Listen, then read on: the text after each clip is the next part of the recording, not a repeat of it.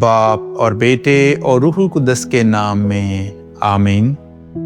اپنے دلوں کو چاک کرو، نہ کہ اپنے کپڑوں کو۔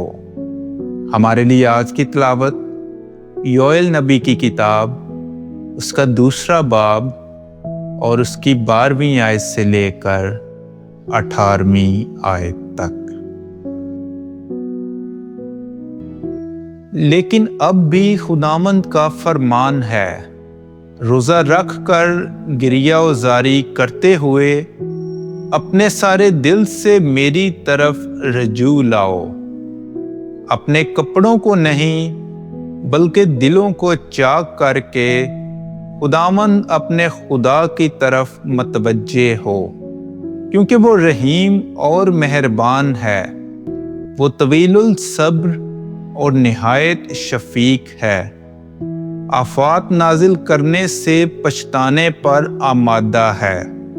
کون جانتا ہے کہ شاید وہ ایک بار پھر پچھتائے اور برکت باقی چھوڑے، جو خداوند تمہارے خدا کے لیے نذر اور تپامن ہو۔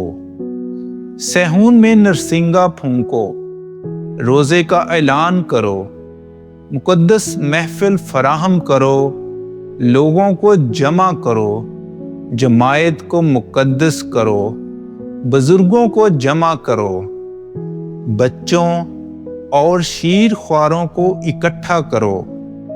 دلہا اپنے کمرے سے اور دلہن اپنے خلوت خانے سے باہر نکل آئے۔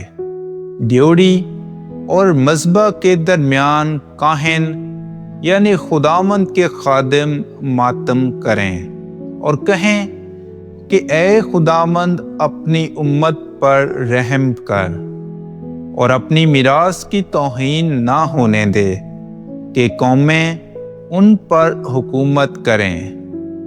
امتوں میں کیوں کہا جائے کہ ان کا خدا کہاں ہے؟ یوں خداوند کو اپنے ملک کے لیے غیرت آئی اور اپنی امت پر رحم کرتا ہے۔